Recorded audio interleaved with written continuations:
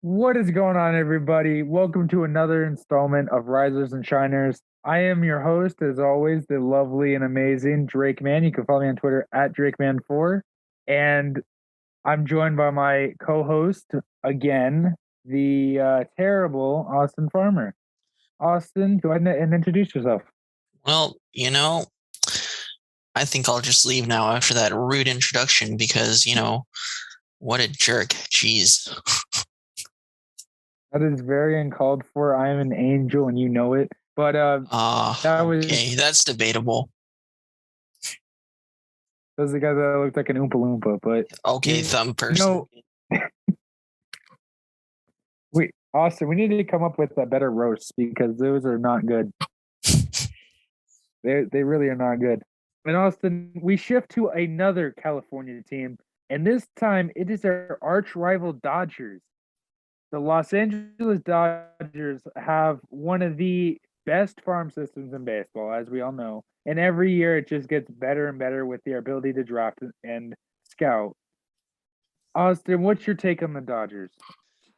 Yeah, Drake, the Dodgers, like you said, they do have one of the best farm systems in all of baseball. They're really good at drafting pitching as well as developing international talent. And that is one common theme actually here today. It's a mixture of both college talent and international. That's a very good point there, Austin. And our number one in our list, as always, folks, is we have a top five, and then we have five rising prospects that we think are going to make waves among this farm system rather quickly.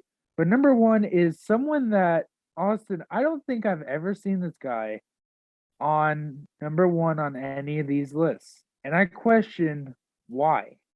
Number one on our list is going to be Miguel Vargas. And to me, he's one of the safest bats in this farm system that when he reaches the big leagues, he will end up succeeding. All he's done is hit at each level. He's only 22 years old. And he should be up at some point this year with the Dodgers. And again, this is a 29 at bat sample size, but his AAA debut, he is currently carrying a 394 on base percentage. But I honestly think that his hit and power are going to take him places in this system. Austin, what do you know about Miguel Vargas? Yeah, he's developed a lot of power recently, and he did belt 23 bombs last season. And I know that, again, it's stats going. I would like to point out, though, that in the 2022 spring training, he ended up hitting 308 with a 500 on base percentage with a double and a home run to give him a 1.115 OPS. So even at such a young age, he has really impressed at the plate. And like you said, he is a safe bet to produce at the big league level. And yeah, just no one ever has him at their number one slot besides us. And it's kind of shocking because there's a lot of potential to be had with him. And he's been in the pros since he was 18 years old, so it's not like he was just signed yet last week. He's had time to develop and everything, so I'm shocked that a lot of people haven't had him at number one yet. Well, I mean, one thing could be is he really didn't hit for much power, and like you said, it just came out of like 2021. Before that, his career high in home runs was 7, but he's always had, gap to gap power. Like in 2019, he had 38 doubles, but only 7 home runs. In 2021, he had 27 doubles with 23 home runs. This man has over the fence power and gap to gap power, meaning he's going to be a massive run producer for the Dodgers, and he has amazing arm strength as well. I'm just going to throw that out there. So you can really fit him anywhere, but it just depends on where he fits, basically, where he will play, in my opinion, to be in that Dodger lineup every day. Yeah, Vargas is one of those players where There are certain players who don't necessarily hit for a lot of home run power starting off, but they have solid gap to gap, and he's one of those players where the doubles start translating, and it clearly showed, like you said, last season. And he's already got a double, a triple, and a home run to start off the 2022, so he's off to a nice start. And I think minimally, you'd agree with me having him at like a 55 power. Would you agree with having a 55 power tool for Vargas? Yeah, I would definitely agree with that. Yeah, I think that just as he continues to develop, like we've been saying, he's only 22 this season, so I think that the more reps he gets in, the more he's going to figure out how to put balls over the fence. And he is 6'3", 205, so he does have a good frame. And I would like to point out that he has one of the coolest autographs out there. He just signed his name as Vargas. All right, so Austin, that is hilarious that you mentioned that he signs his name Vargas, which I mean, either way, I don't know why no one talks about Miguel Vargas. I mean, he's gonna be a stud. Two on our list might end up being better. Cadence Schmidt is going to get very mad at me for saying that. Number two on our list is Diego Carteia. And Austin, you did the report on him. I know a little bit about Carteia, but I'll let you take it away here. Yeah, Carteia is a really interesting prospect. And speaking of Caden Schmidt, yeah, we all know at Prospects Worldwide how Caden feels about Carteia. On the other hand, I view him as a 50 hit with 55 power, and he's a really solid catcher. I have him at above average behind the dish with a plus arm. He throws strikes to second base. He's got plenty of zip on behind the plate. And I would like to point out that he did repeat this season in A-ball Rancho Cucamonga, and he is struggling a bit. So I think a 50 hit is pretty reasonable.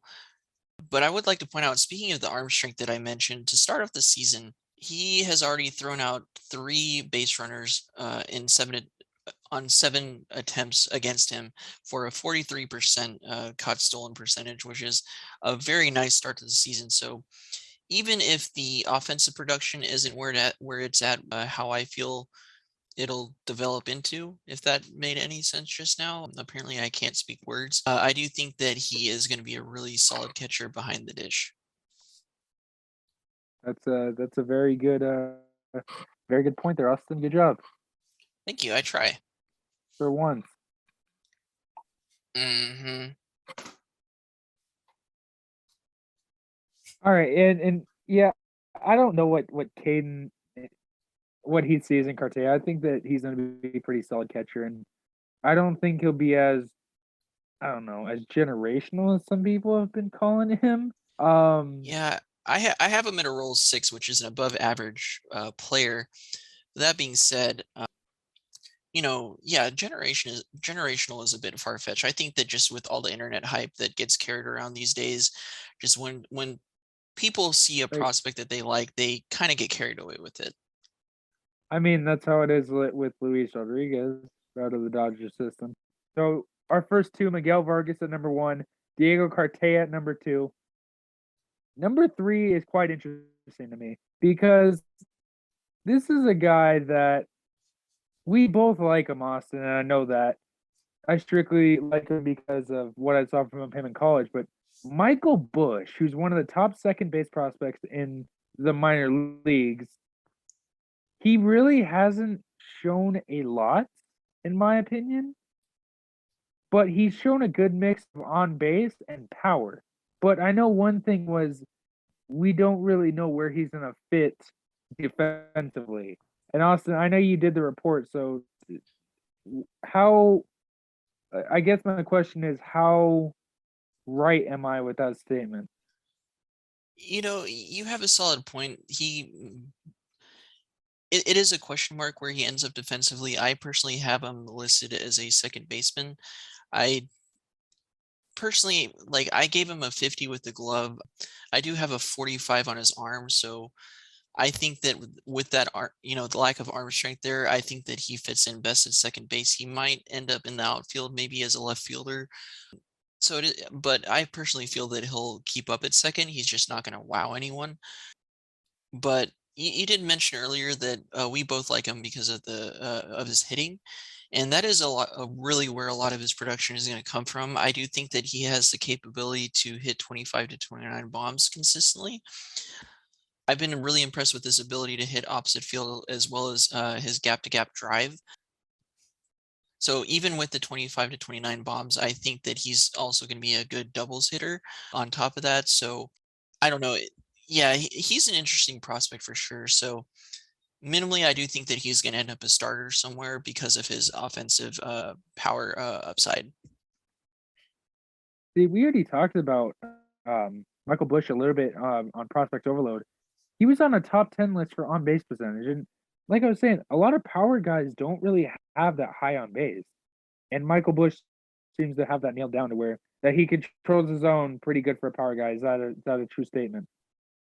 Yeah, I can agree with you. We're gonna move on. We talked about Miguel Vargas at 1, Diego Carteia at 2, Michael Busch at 3, and now we move on to a right-handed pitcher who I think he's the best pitcher in this farm system, hands down. It is totally Ryan Pepio.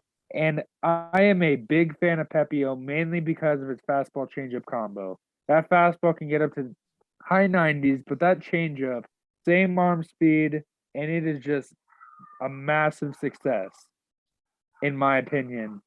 And he already has made it to AAA, and he's on the brink of making his debut with the Dodgers. Yeah, Austin, what do you think on Pepio? You mentioned that he was in AAA and he is repeating in AAA this season as a 24-year-old. And through his first 7 and 2/3 innings, guess how many hits he's only allowed?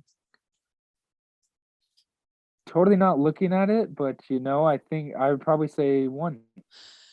You cheater. I didn't cheat. What are you talking about? Well, you are correct because it's 1. And I think that with his fastball and changeup combination, it's going to really throw hitters off balance. And, you know, that's valuable in any pitcher's arsenal. Let's just say. See, I think that my only concern with him is kind of like the Chris Paddock treatment, where he has 2 really good pitches, solid pitches, a third one that lags. So his basically his I don't know, his curveball. But he has added. I think he's playing with from what I was seeing, he's playing with like a slider of some sort. So my only question is, could he get the Chris Paddock treatment where he has 2 solid pitches and his third pitch really isn't anything special, and he ends up being, just another trade piece where he has a good first couple of seasons and just falls off because of only having 2 good pitches and 1 average pitch. Yeah, I do think that is possible. I think that Pepio is working on developing a third pitch, and the Dodgers are really good at developing pitching. So while I do have the concern that he might be getting the Paddock treatment, I think that he will end up being better just because of the way that the system is handled and the fact that he is working on that. That even if he's not what we think he is, I think that he will be better than Paddock, if that answers your question. Well, I wasn't really comparing the two. I was just saying, like, because Chris Paddock, as we all know, high velocity fastball, a very good changeup, and his curveball hangs, and it's really not that good of a pitch. But he is trying to develop it. With Pepio, good fastball, amazing changeup, slider kind of is loopy and isn't really at the same level. So that's what I was just trying to correlate there. I do think that it is possible maybe that Pepio ends up getting the Paddock treatment, but like I said, I think that he will end up at least decent with the way that the Dodgers develop pitching. Yeah, that is an excellent point. And who knows? They might develop him a knuckle curve or something Yeah.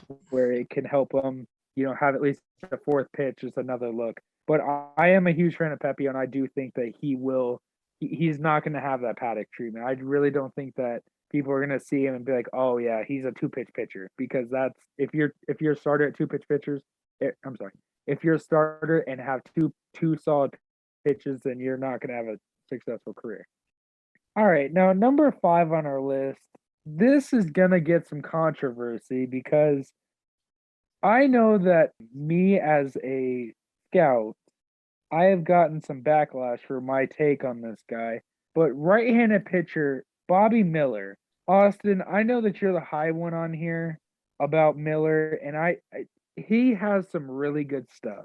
But I have some worries, and I will say them after you. But go ahead and let's hear what you have to say on Bobby Miller.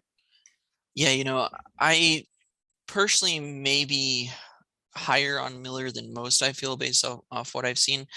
But everything that I've seen from Miller, I can see as like a number 3 or number 4 starter. I don't think that he's going to be the ace, but I've seen him hit 96 to 98 with plenty of run on that pitch, and he can create a lot of weak contact with it. And there's so much depth to his curveball and his changeup. His changeup is actually his best secondary offering, and I do give him above average command. And the really unique thing that I've noticed about Miller is he has this like kind of trippy motion that he does with his legs on the mound before the windup. He kind of like rocks him like he has to pee a little bit. And I know that sounds really strange, but I personally think it's like a deceptive mechanism that will throw hitters' timing off, and he's doing that on purpose for that reason alone. Now, for me, I think that Bobby Miller is a reliever long going forward. I do I not agree with just that. You don't have to agree with it, but I don't. I've seen Bobby Miller a few times, and I don't know. It's just his stuff is good, especially with the high velo stuff like that. I guess my take with Bobby Miller is he only has thrown 56.1 innings in 2021. Now he only threw 56 innings in 14 games started, but he also had 17 games in total. So for me, the fact that he had 14 games started and only threw 56.1 innings could be something to me of I think he's a reliever. I do think that he's going to be a really good reliever. I just don't he stays.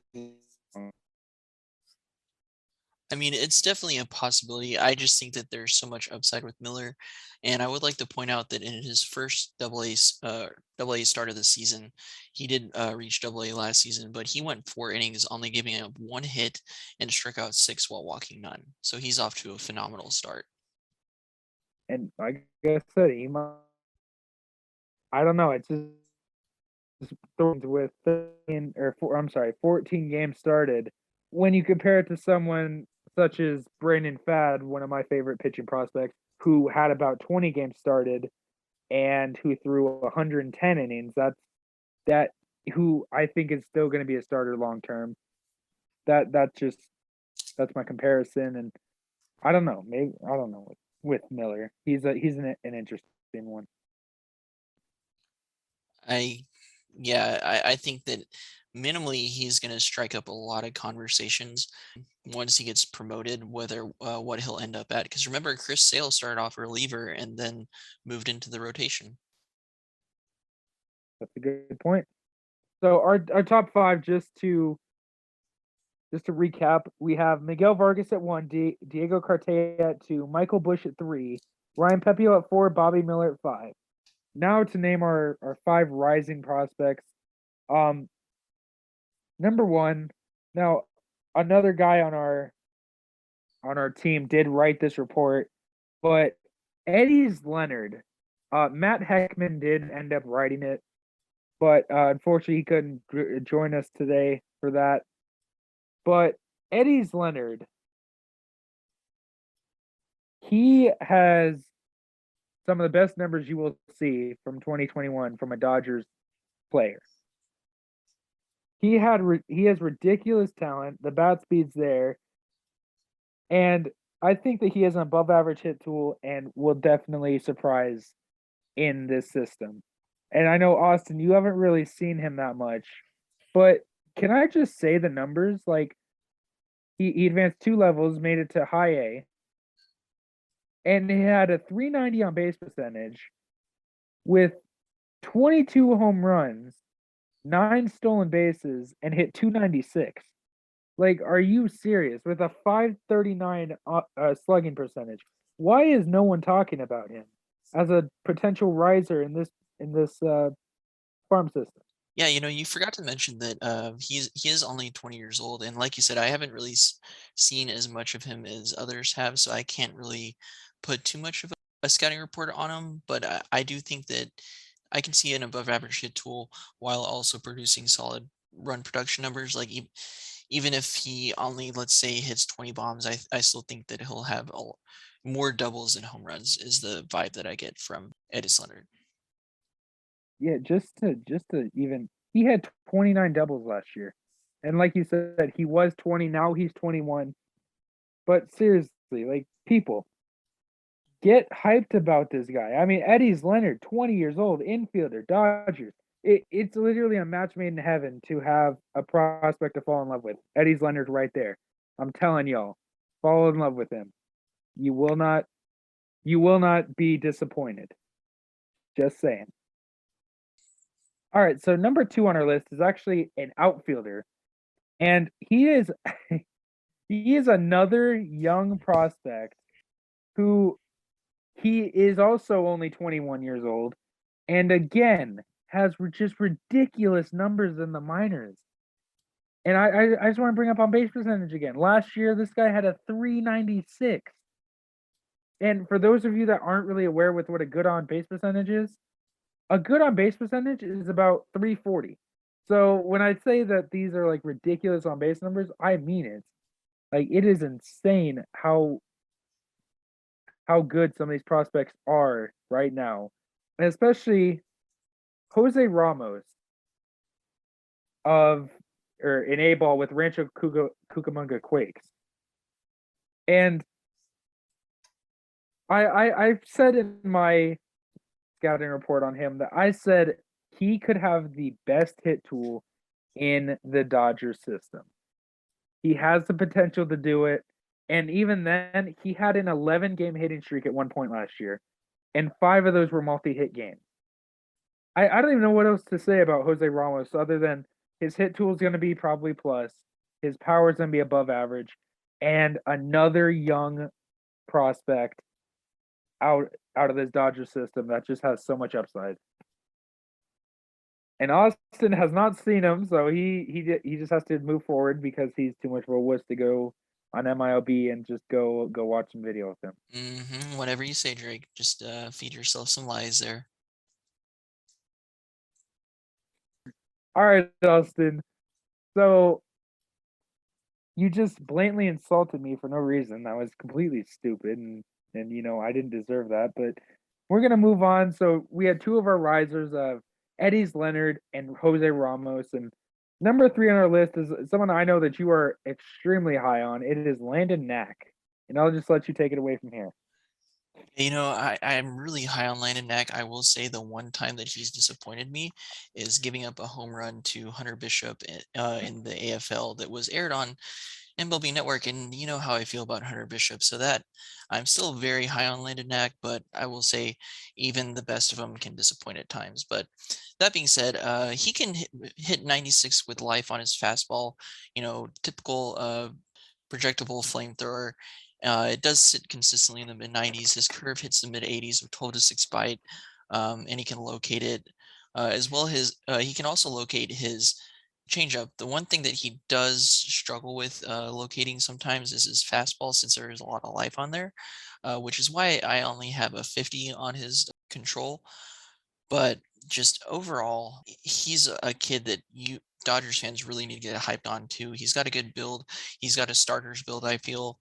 And another thing about his command, he does start off shaky a bit with his start. So like first few innings, he does struggle, but then as the game moves on, he really starts settling in. And I think that there is a possibility that he ends up having above average control. I just think that it needs further development. So I think 50 is realistic. But yeah, I would like to point out that he did finish in Double A, and I know this is stat scouting, but just he struck out 82 batters in 62 and a third innings. Guess how many walks he had? I'm just gonna say 13. He had 8 over Well, I 62 was close. Well, Well, I was close. 8 over 62 in a third It would have innings. been a miracle, but Yeah, well, you're never right. Yeah, and he was one of the pitchers at the AFL. You know, AFL doesn't really have the best pitching out there, but Landon Knack was solid. Besides that home run to Hunter Bishop that disappointed me, but yeah, I could go on and on about Landon Knack. yeah, for all the Hunter Bishop fans out there, do not actually. You know what? DM Austin. If you really are upset with him, go on Twitter and go DM him and blow up his DMs. That'll be hilarious to look at. But Austin, I wanted to make a joke. Uh, so you're telling me that Landon has a knack to strike out people? Is that what you're telling me? Oh my god. Did you What? I'm asking questions. did you really? Oh my god. This is almost as good as when I went to go see Braden Sharp at the Woodlands. By the way, a shout out to Woodlands High School. They have a really solid baseball program. But what was it that you said? He was looking mighty sharp or whatever. Like, my God, what are you? What you have a lot of dad jokes in you. Yes, I did. I did. He said, yeah, folks, Austin did DM me about the game, and I said, so you're telling me that he was very sharp in his debut, or in his outing, and then he put the face palm emoji. So I don't know why he put that, but my dad joke game is on point right now. So Oh my God. Austin, don't even pretend like you hate it. Oh no, I make plenty of dad jokes too, but I oh rough. You can't think of something on the spot like me though, so we're good. So Austin, number 4 on our list is a guy that again is severe. No one talks about him, but yet he puts up monster numbers every year. And I'm talking about Andy Pogez, outfielder, amazing arm, so much power in the bat. I've comped him to a certain CJ Crone, same body type, similar swing path. Literally, this man hits majestic runs, and he is, I believe, he's only 21. Exactly, he is only 21, Yes. and at Double A are already. So I I I'm befuddled. Befuddled. I don't know why I just said befuddled, but I'm befuddled. 31 home runs last year. Why is no one talking about this guy, Austin? And again, a 394 on base percentage. Austin, please help me out here. Yeah, it really does blow my mind because, like you mentioned, he did hit 31 bombs, and they weren't just cheap home runs, too. He hit a lot of deep home runs. And you did mention 394 on base percentage. He was hit 19 times. So imagine getting hit 19 times while also hitting 31 bombs. Like, he finds a way to get on base and he finds a way to produce. And yeah, just 21, and he is off to a bit of a slow start this season at the plate, although he does have a 500 on base percentage to start off. So, the batting average I like to see a little bit higher, but either way, he's getting on base. And I honestly feel comfortable giving him a plus power tool. I'm done. Bro, so you have plus power, and then he has, I don't think I think he'll have like a 50 hit tool as when it's all said and done. But again, a bigger guy that also controls the zone well, kind of like a James Wood, as we're correlating these lists together. But Andy Paez, shout out to Cadence Schmidt again. I mean, the Angels were in the process of acquiring him, and the Dodgers backed out last moment. If you guys remember that from the Jock Peterson trade, they were supposed to get Jock Peterson and Andy Paez. But Angels fans, you guys had a chance to have Andy Paez in your farm system, and I don't know which side broke it up, but it just fell through. It would have been Jock Peterson going to the Angels, Pajes going to the Angels, and utility infielder Luis Rengifo going to the Dodgers. So that would have been a very weird swap, but I think Pajes is at home with the Dodgers right now. Austin, do you have anything to comment on that? No, because I honestly was not aware of that. Yeah, no, that's very, very, very weird. So, and now Luis Rengifo really isn't hitting that well. So that's very unfortunate for Angels fans. But we're gonna move forward with our last rising prospect, Austin. I'll be nice because this is your guy in this system. I'll let you go ahead and announce who it is. Yeah, so our last guy here on our risers list is going to be shortstop Wilman Diaz. Now, Diaz did play in the DSL last summer, so there's really not a lot of footage besides the footage that our boy Cadence Schmidt got at Instructs. Speaking of, I know we've shouted him out plenty before on Prospects Overload, but that guy is at every game that he can be. Like he hustles and just he is a very valuable piece to our team, and thanks to him, I was able to get some kind of footage on Wilman Diaz, and man, he's got a beautiful swing. He is a very raw prospect right now, and that he's only going to be 18 years old this season, and I'd imagine he's going to be at the ACL, but he's got a beautiful swing. Um, I do notice a little bit of a loft, so he might be fishing for home runs. So I think maybe at the end of the day, he develops into at least 50 power. I think that it's still too early to say right now, since he hasn't advanced past the DSL yet. But I think that he does show a lot of athleticism. He shows decent hands at short from the bit of footage that I've seen at Baseball America during drills. Whether he sticks it short or not, I still think is a question mark right now. But there's a lot to like about this 18-year-old prospect coming up through the Dodgers system. Yeah, I like that you mentioned how raw he was, but let's be honest. Out of all these risers, there's only one that's really not that raw, and that's Landon Knack. The rest of them are extremely raw. I mean, even Andy Pogez is somewhat raw Yeah, that's a good with point. with his game. I mean, who knows? Andy Pagez could take a massive step back. Eddie's Leonard or even Woman Diaz. Any of these guys could take a massive step back in 2022, and we wouldn't have the same conversation where they're raw. We would be like, okay, they did show promise, and now they took a step back, so maybe they're even more raw than they are now. But yeah, I mean, none of these guys with the risers are sure things. But I mean, that's what the Dodgers are right now. But Austin, I like they really didn't spend that much money. Like Pa has 300,000. Miguel Vargas, just to go back to him, they spent 300,000. Eddie's Leonard, they spent 300,000. Wilman Diaz, they spent they he was actually one of the more expensive ones, signing for 2.6 million. So they're doing a really good job at finding the guys that like. Like, all right, I'll make a dad joke here. They have a knack for for finding these guys and developing them. So even though it is high risk, high reward, and like you said, we could be completely wrong on these guys.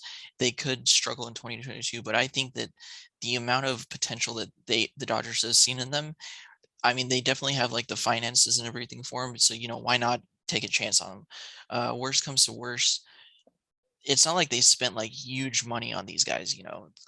They spend good money, but it's not like stupid money, let's say. That are like the bottom of the barrel. Like no one really knows how talented they actually are, and they try to get them out of there. Like get the talent out of them and squeeze it out of them. Like just like here with Jose Ramos, he signed for 30K. So yeah, I mean, this is just what the Dodgers do, and this is why they will always have a system that is top probably five in baseball. Yeah, they're very cost efficient, and Magic Johnson is their owner, so it's not like they're broke or anything. But yeah, like I said, they're very cost efficient in that they can spend decent money, but they're not going to blow like let's say $5 million on Robert Posson, who is overrated. But they're able to find these guys, like you said, and develop them in the way that they want to, and not blow their bank. Yeah, that's a good point. Also, shot at A's fans. I think it's clear now that I don't like Robert Posson. It's been clear for a long time, dude. Yep. Good. He said, "Yep." I'm sorry. I'm sorry, Ace fans. I don't know why he just did that, but okay. But 5 mil. Austin, I think it's time. I think it's time we end this. So just to recap, number one, Miguel Vargas. Number two, Diego Carteia. Number three, Michael Busch. Number four, Ryan Pepio. Number five, Bobby Miller. And then our risers, we have Eddie's Leonard. Number two, Jose Ramos. Number three, Landon Knack.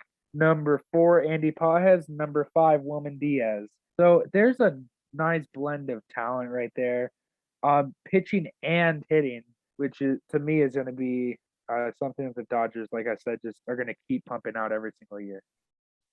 All right, so there is another episode of our Risers and Shiners recaps podcast version for all you people that want to watch this or listen to this on the go while you're traveling on airplanes, where you're, I don't know, going to go see your grandma or something. I don't know.